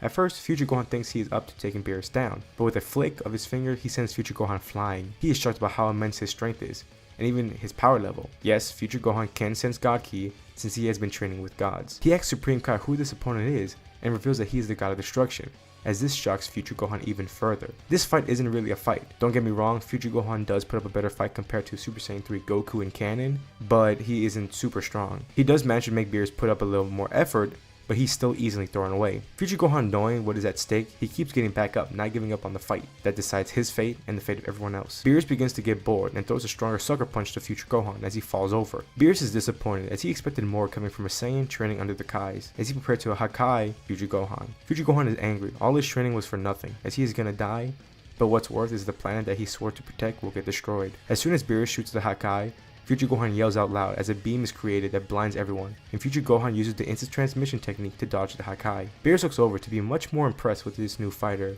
as his power grows exponentially. Future Gohan wastes no time and charges at Beerus, and round 2 begins. This fight is much more intense and makes Beerus use a lot more power compared to his first round. Now this fight was felt all over the Kai's planet and even out in outer space. This fight is much more intense compared to Super Saiyan God Goku versus Beerus. Beerus begins to use more power and goes out of control with being so excited with this fight. Future Gohan powers up to his fullest, and their clash continues. They both exchange blasts that they dodge and continue their fight. It rumbles out to King Kai as he could feel it, and also some Z fighters on Earth. They couldn't fully feel it, but something was definitely going on out in somewhere in space, but they couldn't sense it. Overall, the fight goes on for a while and no doubt satisfies Beerus, and dubs the form that Future Gohan achieved as Super Saiyan God rather than Beast, because they had no ritual, so no one knows what the true Super Saiyan God is, but this in this timeline would be known as Super Saiyan God. Future Gohan does power down, being completely exhausted, but glad to have pleased Beerus. Decide to spare Future Gohan as he did like the strong fighter, even though he broke the rules, and is somewhat jealous that the Supreme Kai took him first. He's happy with this fight, but is curious about the Saiyans on Earth, pays them a little visit, just to see their strength,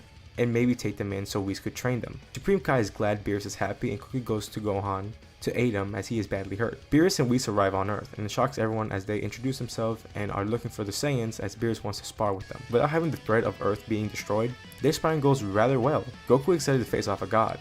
With Super Saiyan 4, the fight between Beerus with Raditz or Goku is pretty much one-sided with Beerus, but it's still somewhat interesting because without God Ki they made him use up to 10% of his power. Beerus would face Gohan as well, trying to make him angry so that he would use that same form he did when he was younger. Gohan was unsure as to whether to lose control. Gohan was unsure as he could lose control when he uses the form, but Beerus confidently said that he could easily take him down, even with the form. Gohan then tries his best to tap back into the form, and with the help of Beerus threatening to destroy the planet, he does get what he wants. And by facing Gohan with this power, Beerus notices that Gohan's strength begins to grow stronger and stronger the more they fight. Beerus likes this form, but does end it quickly because of how out of control he is, and would take a bit for Gohan to get a near much power level to Beerus. He does commend the Saiyans, saying that they are all strong for being mortals, and does mention the fight that he had with Future Gohan, which made Goku happy for his son to have grown very strong, and asks Beerus if they could train under him, which Beerus does allow, as he would like to fight them when they are much stronger. Beerus will prepare to leave, but is stopped by Buu asking if he could have a shot against the God of Destruction, and Beerus does know about Buu, but he does seem a lot different, from looking more like Goku, and Beerus does still have the energy, so he wouldn't turn down a fight. Even though Buu is close to the strength of Goku in his Super Saiyan evolution form, he is definitely a lot harder to fight against, since of his unique magical abilities. Beerus does find his abilities intriguing and entertaining in the battle, having to try extra to damage Buu. This fight will go on for a bit, but ultimately Beerus would come out on top. Then Piccolo would like to face Beerus, as he goes into his orange form. Beerus will start getting tired, and he does acknowledge Piccolo's strength, and allows him to tag along to his planet, but would not fight him right now. Piccolo would love to, but he doesn't think it's wise to have all the strongest fighter off their planet, so he and Gohan would take turns going off to train with him. Future Gohan would teleport back to Earth and greet everyone. He's glad to be back on Earth, and even told Beerus that he would continue his training with him, and this makes Beerus glad. Goku asks to see what form he used against Beerus, and when he transformed into his now called Super Saiyan God form, this amazes everyone of the power. So heading to Beerus' planet would be Goku, Raditz, both Gohans / Piccolo with our normal timeline Gohan switching with Piccolo, and even Majin Buu, to continue their training and grow stronger. Whis would have had a lot on his hand with having 6 different fighters, well more, 5 since Gohan will be switching with Piccolo, but Gohan does want to learn to control his form, so he can use it whenever. Future Gohan would want to grow more powerful in his base so that he can grow stronger in his new transformation. Piccolo would actually start to match up with Future Gohan's form after learning God Ki and training to grow much stronger. Goku and Raditz would train and end up being able to sense God Ki. Learning God Ki did give them a big boost in power with their Super Saiyan evolution form. Whis does begin to train them a certain technique that they could achieve, but does tell them that not even Beerus have attained the technique, but they both don't quit on the challenge. Now with Buu, he is definitely growing to be the rival of Future Gohan's God form. He quickly is learning God Ki and is training with the two Saiyans to learn this special technique. And even Whis could sense that Buu could be the one to obtain it first. Months would pass on of hard training and the 6 fighters have grown to be very powerful. Still yet, no one attained the technique Whis is talking about. But everyone's power has grown exponentially. Nothing happens on Earth or anywhere else in space. The restoration of F would not occur as in this timeline Frieza never learned about the Dragon Balls, so none of his armies would try to resurrect him. And maybe none of his army is even alive since the invasion of Earth arc back a few parts ago. Even if there were some of his army left, they cannot fight anyone on Earth to get the Dragon Balls, or even by the off chance if they find out about Namek. With Piccolo and Pikkon training them, they couldn't face any of the Namekians as they are much stronger. So that whole movie would be avoided and peace would remain on Earth until one day, while the fighters are training on Beerus' planet, another but bigger purple cat would arrive on the planet. The second cat is revealed to be Champa. Beerus' brother, which shocks the other fighters to learn about the other universes. They didn't know that there were 12 universes, and this excites Goku, thinking about all the possible fighters out there in the universe. Beerus and Champa would have their bickering and would challenge each other with food, but still wouldn't end the debate, until Goku suggests fighting other fighters from Universe 6, which gives the idea of the Universe 6 vs Universe 7 tournament, where each team would pick out 5 fighters. Easily, the team for Universe 7 would consist of Goku, Raditz, Buu, Piccolo, and future Gohan. Gohan could have gone, but was fine giving Piccolo the chance to fight strong opponents. Beerus would not have to bring up Monaka, since everyone here is still pretty motivated to keep training, as everyone has their own goal to reach, and some are just motivated by wanting to keep growing stronger. Now when it comes to doing the quiz, I feel like everyone on the team would pass even Buu. Yes, this Buu is still pretty dumb, but he has been spending time around Chi-Chi, so he would have picked up some stuff from her. He would most likely get the same score as Goku. Now when it comes to placement, it would be the same, just with future Gohan taking Monaka's spot at the end. Goku would face off against Potamo and would end off the same. Then came Frost. Now here, Goku would still ask Frost to transform into his final form, which Frost does so. And then Goku would go into transforming into his Super Saiyan evolution form. They were going with their fight, and Frost would know that he wouldn't win against Goku, and decides in their next clash he would use his needle to incapacitate Goku. Goku rushes to Frost, and they're about to clash, but then suddenly Goku leaps back away from Frost. He is confused, as he himself didn't think about moving like that and questions why. Whis chuckles, saying Goku might be getting the handle of the technique that he's been trying to teach him. Frost calls Goku a chicken for backing out, but Goku leaps right at Frost again. But just like the first time, Goku leaps away when Frost uses his right arm. Goku isn't too sure why his body is moving on its own until he remembers what he has been trying to learn from Whis, and he believes that he is trying to learn what he's been training for. Goku rushes at Frost and now trusts in his instincts as he begins to move without thinking, dodging Frost's hand, and then with a strong sucker punch, he sends Frost flying all the way out of the arena, knocking him out. Whis does believe that Goku is close to obtaining the form he has been trying to teach him. With the next fight, it will go down the same with Magneta. When it came to Kaba though, Goku is interested with the Saiyan from another universe, and asks if he could go Super Saiyan. Kaba says he couldn't, which is a shame to Goku, but he would transform into his own Super Saiyan, and the power amazes Kaba. Goku would take his time to try to teach Kaba the Super Saiyan form, differently from how Vegeta did it, but he would still end up transforming into the Super Saiyan form.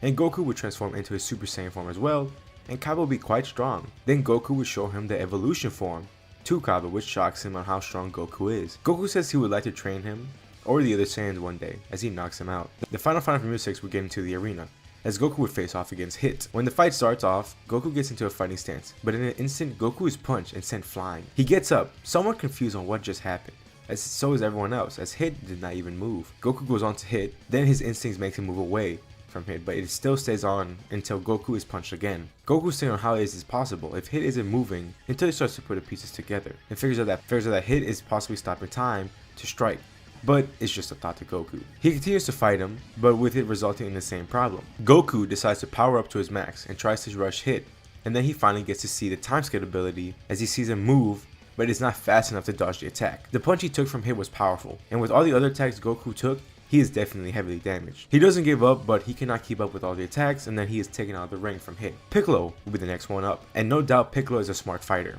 as he was studying everything from Goku's match, as he powers up to his orange form, and then stacking Kaioken. And at this point, it's hard to know the level he could reach with how powerful he is. His Hit would try to punch Piccolo, but he wouldn't flinch from the attack, and he even saw the entire movement from Hit's time skip ability, as if it happened normally. Hit is shocked to see someone being able to not be affected by his abilities, as Piccolo points out that 2 people from his team are stronger than him, and could probably do the same. Piccolo with one strike sent Hit flying out of the ring and securing the win for Universe 7. But to be honest, was it really a challenge for the Universe 7 fighters? Champa is left speechless with how badly he lost, almost to just one fighter. He yells at his team until he looks over to see the Universe 7 fighters staring him down. Beerus is still nice enough to wish back the Earth from Universe 6, but rubs in his face that he is a better universe. Whis does go to talk to Goku on how he is getting close to unlocking that technique he has been training them all to achieve, and wondered if he noticed it when he was fighting Frost and Hit.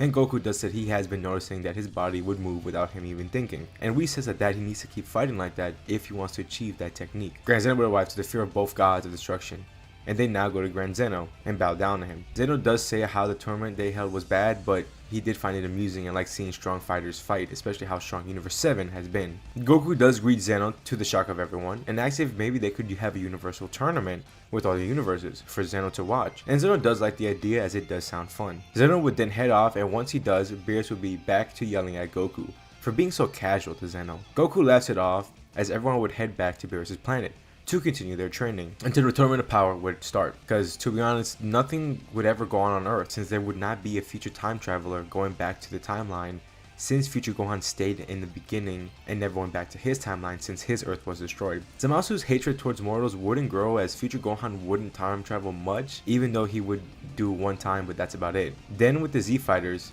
they have grown stronger, but with the lack of the god forms that they gain in canon, Zamasu wouldn't grow hatred with mortals trying to get into the god realm, as the only one really there who would be considered into the god realm would be future Gohan. But he did train with the Kais of his universe, so Zamasu wouldn't ever go on with his zero mortal plans, and remain as the Kai in training without killing all the mortals. Even if by the off chance he did, he would most likely be in a completely different timeline away from the one that we are discussing at this point. So rip that timeline, I guess. So with the planet at peace, everyone is peacefully training on Beerus's planet. Also worth noting, with the fighters that stayed on Earth like the Earthlings and Pikkon, seeing the fight, they do get motivated to train more, and even went to Beerus's planet too to train with everyone else. Goten and Trunks wanted to go as well, but were rejected by their parents. But with Gohan still on Earth, and no doubt was strong in his own right, he would decide to train them, and with the help of Bulma in the gravity chamber, they would start their training. Gohan trained Goten to perfect the Super Saiyan form and possibly try to achieve the evolution form that Goku has, or the form that he himself has. When it came to Trunks, since he was human, Gohan at first went easy on him until Trunks activated Kaioken and grew strong, which shocked Gohan as he knew that the Kaioken was straight into the body,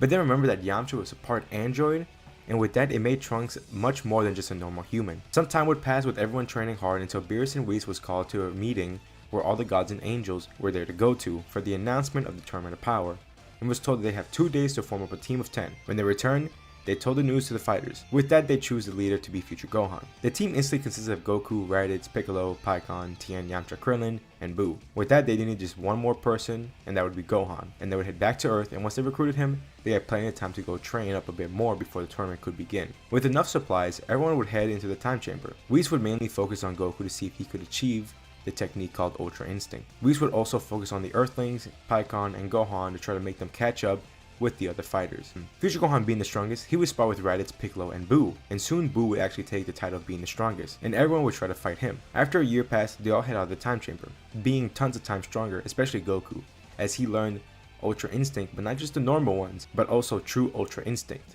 on his Super Saiyan evolution form. If I were to put everyone in order from strongest to weakest, it would be Goku, Buu, Future Gohan, Piccolo, Raditz, Gohan, Pikkon, Yamcha, and Krillin together, and then finally Tien.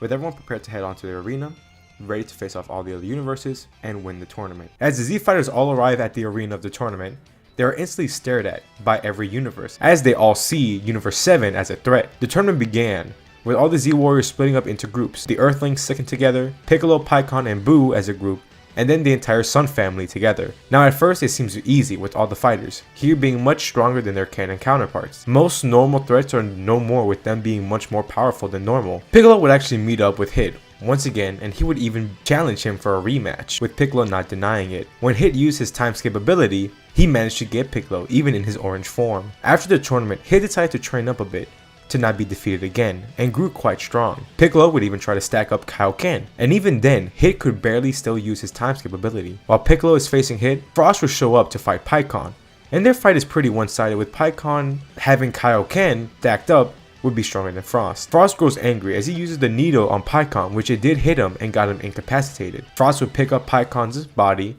and in preparation to throw him off the arena, until Frost is sent flying by Buu. Buu would even heal Pikkon back to full health. When Frost sees this, he is angry and decides to quickly head away when he had the chance. The Earthlings would be facing off against Universe 2 Love Trio on a 3-on-3 battle. The Earthlings are pushed back a bit with these 3 opponents, and each go their own way to do a one-on-one fight. Krillin and Yamcha are holding their own, but when it comes to Tien, he has to use all his power to keep up, even using Kaioken as this strains his body. He is about to get taken out until Krillin and Yamcha came in to save him, as it is back on a 3-on-3. Tien says he has a plan to take out the leader of the group, but they need to distract him for a little while. So then they start using solar flares to blind them all. Tien would be hidden away and perform a containment wave as he captures Ribrianne and seals her away when he runs to the edge to push her off.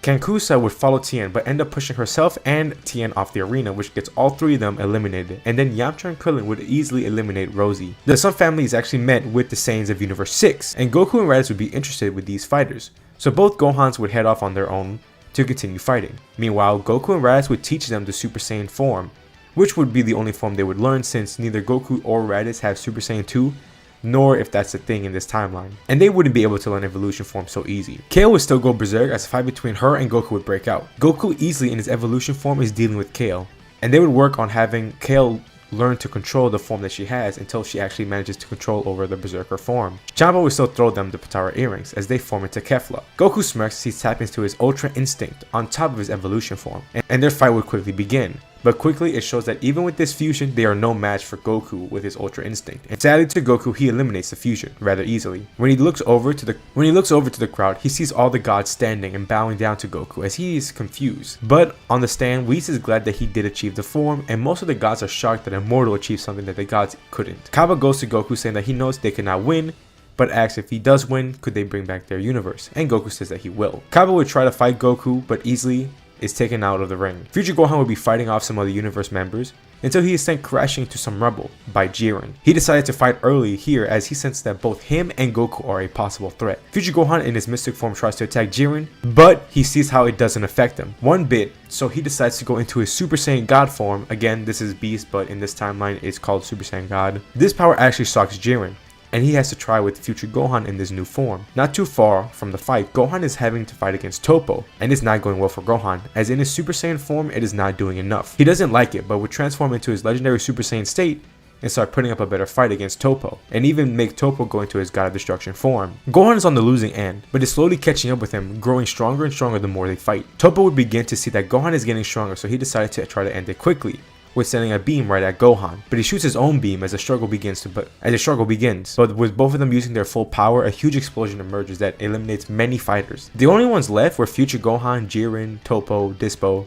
Goku, Raditz, Piccolo, and Buu. Piccolo and Buu would face off against Toppo, while Raditz would be fighting Dispo. But the most intense fight was between Jiren and Future Gohan, and each blow they connected would create a huge pressure wave that was felt all over the arena. Jiren sends Future Gohan crashing down and shoots a blast to eliminate Future Gohan, as he is too exhausted to move until the blast is deflected by Goku, as he takes his shot against Jiren. And Buu would head to Future Gohan and heal him up as they both decide for their plan to win the tournament. Raditz struggled a bit to face against Dispo, as he couldn't catch up with him with his quick speed, until Dispo was sent knocked back by Future Gohan and Buu. And then Dispo is surrounded by a pink goo, as he is absorbed by Buu, and then would heal up Raditz, and then he would heal up Raditz as they all head to Toppo. Now the fight between Piccolo and Toppo is definitely a good fight, and Piccolo would have the edge here as he is definitely super powerful and I'd say stronger than Super Saiyan Blue Evolution Vegeta. But he is worn down and tired from all the fighting that he is losing against Toppo until Future Gohan kicks Toppo away, and then Buu would absorb him as well. They would heal Piccolo and all head to witness the immense fight between Goku and Jiren. Future Gohan tells Buu to go absorb Jiren, but he refuses to do so because that would be what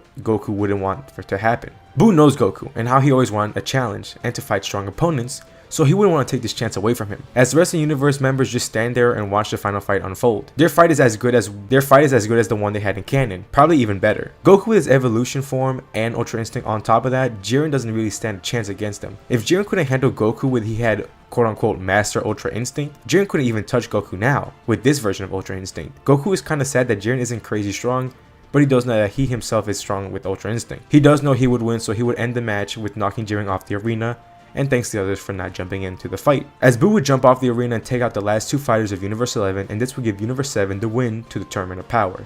And Goku would use his wish to bring back all the universes, which makes the Grand Prix happy of the wish Goku made. Afterwards, everyone would head back to Earth glad they won, but Goku was somewhat not satisfied with the fight, and looked over to ask Beerus if they could have an official match. Beerus smirked, saying that he was waiting for him to ask. When they arrive on Earth, they had a brawl. The power between the two was immense. Beerus was enjoying himself fighting someone who had Ultra Instinct, which made the fight for him much harder, but also much more enjoyable. Beerus would even start using his destruction power to try to attack Goku. The Earth trembles from the fight between the two strong fighters, and the other fighters begin to believe that they will destroy the planet if they continue on fighting, until Whis stops the fight by knocking them both out, saying that they will have to fight this fight somewhere else. Now, with going on to the Broly movie, that really wouldn't ever happen with the fact that there was no Resurrection F, or even the thought of bringing Frieza back for the Tournament of Power, which also led to him being brought back to life, and he or any of his army would ever find Broly or Paragus, so sadly for them, they will have to continue living off their life in a terrible planet, trying their hardest to survive day by day, without ever being saved or able to leave. Now after the tournament, all the fighters decided to stay on Earth for a bit, since they have been off planet for a while, with Goku, Future Gohan, Goten, Raditz, and Buu all training at his house. They are all greeted by some visitors from outer space, as they call themselves the Galactic Patrol, and that they need the help of Buu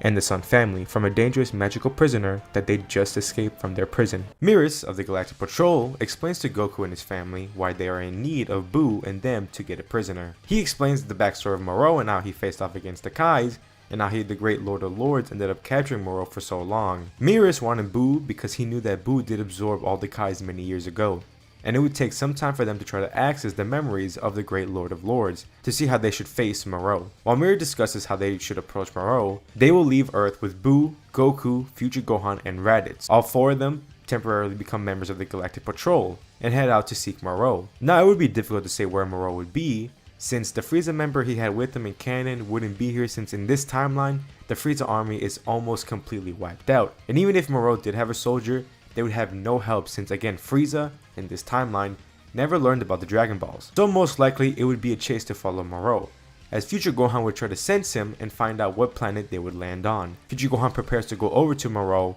with the other Saiyans, but is stopped by Miris. He explained that it would be too dangerous, as when they are on the planet that he is on, their energy will start being consumed by him slowly, which in time gives him more and more strength, until he absorbed all the energy that they will have, which will make him stronger. Buu says that he should be the one to go, since he does have his own magical abilities to counter Moro's magic. Miris is against it, since they need to find the memories of the Great Lord, but they don't know how long it could take, and the more time they waste, the more powerful Moro could become. So Future Gohan would teleport Buu onto the planet and then leave right away. Once Buu arrives, he looks for Moro until he sees a huge ki ball away from him and then suddenly disappears. Buu flies over there quickly to meet up with Moro. Instantly, they get into a clash. Now Buu here is stronger than in canon, but he does not have the boost in power when he gained after having the memories of the Great Lord. With Moro already having the energy absorbed by some planets, he grew quite strong, to start slowly regaining his youth. Buu starts to lose the edge of the battle, and then he suddenly regains all his memories of the Great Lord,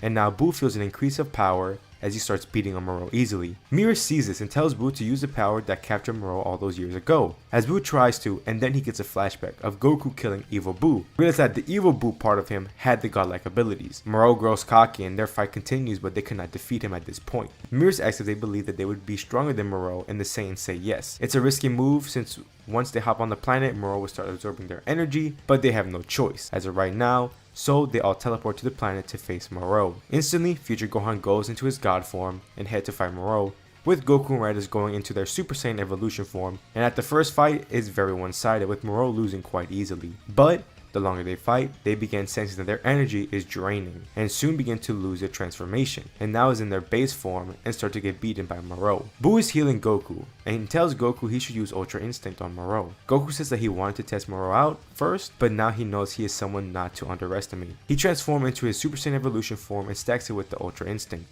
and goes on to fight Moro. When the fight started, Moro didn't stand a chance against Goku, as he couldn't hit him at all, and no matter what he threw at Goku, nothing fazed him. Moro, seeing that he cannot win, decides to take out all the planet's life force that was left until the planet began to be destroyed. He took his chance to flee, while Goku wanted to chase him, but he had no time as everyone ran to Future Gohan as they teleported back to the ship. Goku was somewhat annoyed that Moro took off like that. They would continue to follow Moro until he would stop in a space away from a planet and begin to absorb the energy of the planet, but they couldn't stop him as they could not go breathe in space. So it was up to Buu to try to bring him onto the planet. They fight in space, but Buu doesn't stand a chance against Moro with how powerful he has become. Buu would then risk something as he tries to absorb Moro to be a part of him. Miris sees this and says it would be backfired greatly, but it was too late as Buu absorbed Moro. At first glance, it seemed like Buu had it under control until he starts to lose control of his own body. Seeing this, Buu rocketed down to space so that the Saiyans had a fighting chance. Quickly, they teleport onto the planet to see Buu losing him as he begins to look like Moro more and more until Buu was no longer. They are shocked to see this, and now Goku is mad. He tells Moro to let go of Buu. Moro shows an evil smirk, saying that he won't,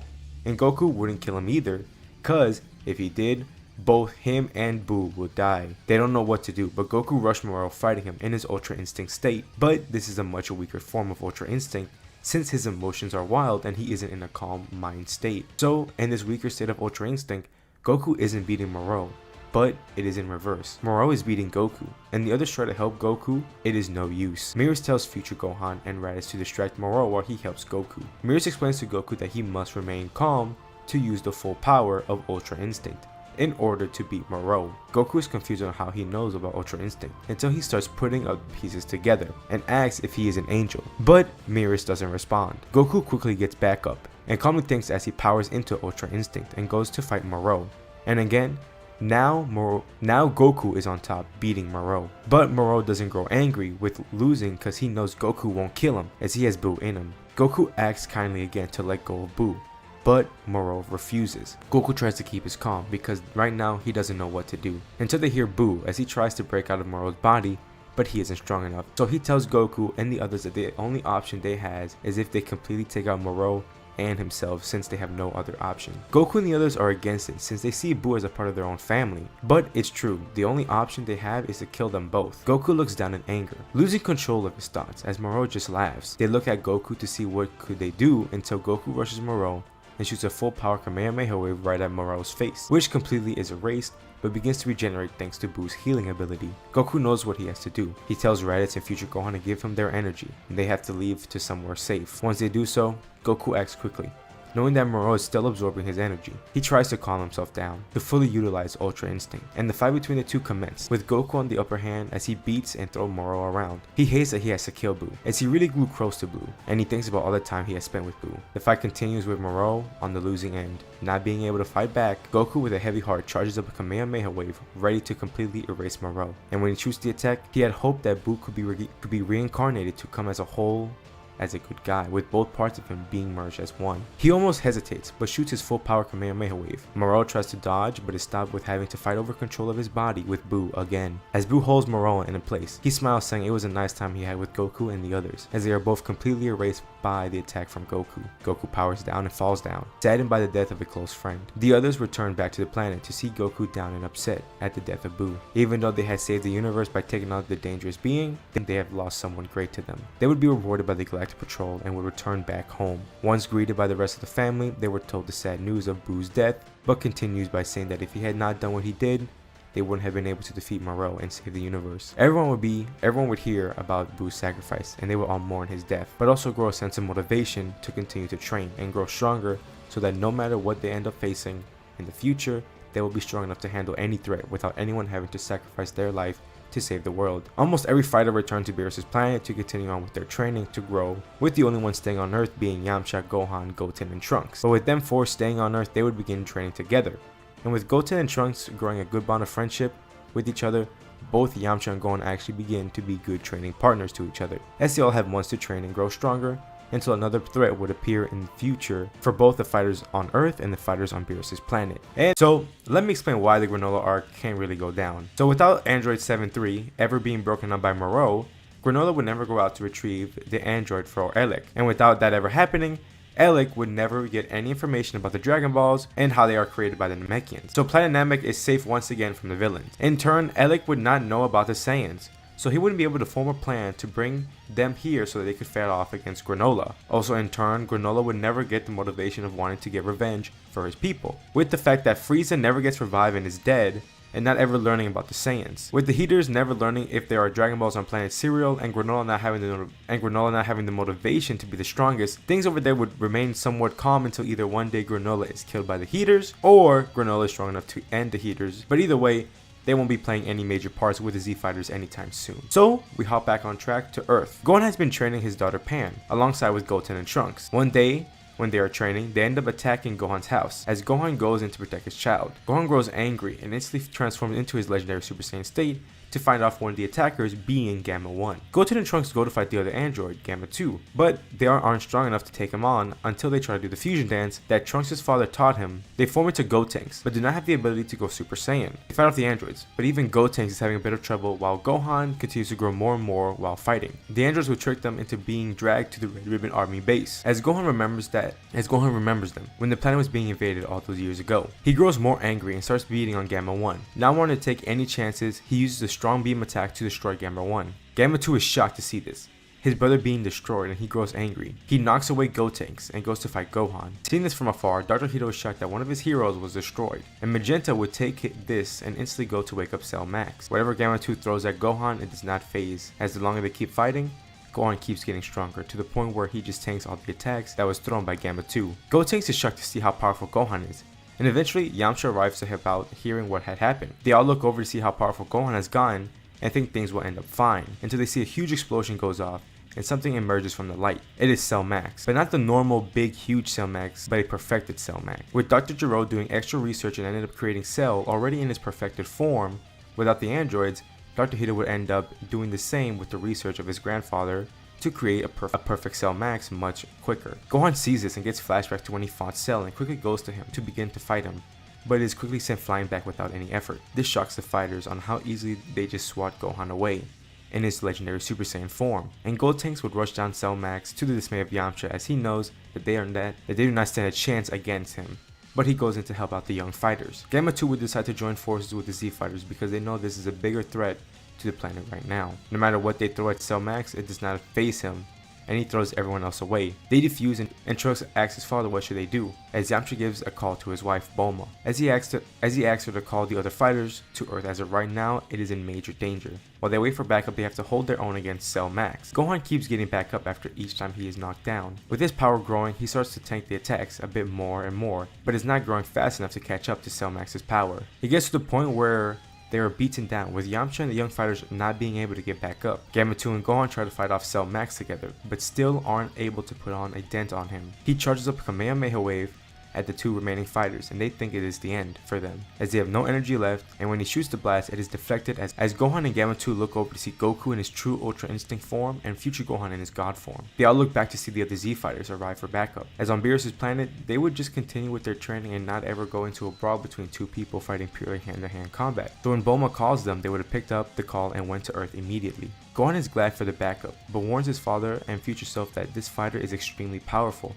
It may be more powerful than themselves, but Goku laughs in that he would love the competition. The fight between the three commence and the battle is something else. Cell Max is managing to hold his own against the two strongest fighters, with any attacks he takes doing little to no damage, and meanwhile he cannot hit Goku, but future Gohan is taking immense damage. With the other Z fighters seeing this, they all decide to jump in to face Cell Max together, but with the overwhelming numbers on him, it does not affect them whatsoever, with some fighters not even getting his acknowledgement. Cell Max mainly focuses on Goku as he cannot hit Goku, but Goku cannot manage to deal any significant damage to Cell Max. Gamma 2 asks Dr. Hito what should they do, take out Cell Max, but Hito never created a countermeasure for Cell Max. So Gamma 2 decides to go full force against Cell Max as he powers himself up from the sky and go crashing down right on Cell Max. As once they connect to the ground, a huge explosion emerges and they all look over to see if they won the battle, but to only see Cell Max still standing with Gamma 2 dead on the ground. The Z fighters grow a bit worried after seeing Cell Max not being affected much, until Cell Max flinches a bit and they see small cracks being formed around his body. Seeing this, they can sense that it is possible for them to win against Cell Max. So together, the Z fighters all jump in to fight Cell Max, shooting their strongest attacks, and this begins to annoy Cell Max as he starts taking down the weaker fighters one by one, until he is sent flying away by Goku. A one-on-one fight commences between the two, with each clash trembling the earth more and more, and Goku gets excited with this fight as he finally finds someone who is super strong to fight with and is enjoying each part of it. They do tell Goku that they don't know how long the earth can handle the immense power of them fighting, so to Goku's disappointment, he will have to rush the fight. So Goku would send Cell Max flying with a kick and shoots a powerful Kamehameha wave, hitting Cell full force. They all think it is over and glad that they won, until Cell Max comes crashing down. He is angry and powers up as the earth shakes more. They are all taken aback and not sure how he survived, but Cell Max jumps right into the air and charges up a Kamehameha wave of his own and shoots it right to the earth, trying to destroy the planet. Goku quickly shoots his own beam to stop the attack from hitting the earth, but he is slowly losing the struggle, and then both Gohan's, Raditz, and Goten all go to help Goku to do their own Kamehameha wave to push the attack back, and they are gaining more and more of the edge of the beam struggle, but still isn't enough, so that all the other fighters try to shoot their own attack at Cell Max to annoy him and lose focus on the struggle, but still need a little more. Away, Tien uses every ounce of his power to perform an evil containment wave and hit Cell Max, and with this making him lose enough focus with the beam struggle, it gives the chance for the Sun family to all use the power they have left to attack Cell Max with a full power Sun family Kamehameha wave, which engulfs Cell Max and erases every cell in his body. Everyone powers down, exhausted from the fight of the planet, but they win and they manage to take out Cell Max. As Goku laughs, saying he loved the fight against this Cell and wishes it was under different circumstances, but is satisfied with finally finding someone as strong as him. And that's where we're gonna leave it off with this series, guys. Tell me how you think about the final part and how I did with the Granola / superhero arc. What do you think about the entire story as a whole? I enjoyed how different it went compared to the original show, and the Saiyans had forms away from the Super Saiyan Blue that we originally got. I love how unique and diverse the Z Fighter group were in this timeline, with some androids, Piccolo, Piccon, You know, just a bunch of different guys. What could have happened differently? Leave your thoughts down in the comments below. I would love to hear them. Would be, what if future Gohan was saved by future Supreme Kai? If y'all are interested and enjoyed, please leave a like and subscribe. Hit the notification bell to be alerted whenever I post another part. We are getting to close to 5,000 subscribers, and when we do, I will be posting another special series when we do. And I wonder what you're thinking about it, because I already have it in the works. I have the thumbnail ready, have everything ready. So I wonder how y'all will see it, and I'm excited to show it off whenever we hit that 5,000 subscriber mark. I hope to see y'all in the next series, and thank y'all so much for watching and all the support of this series, and I will see y'all in the next one. See ya.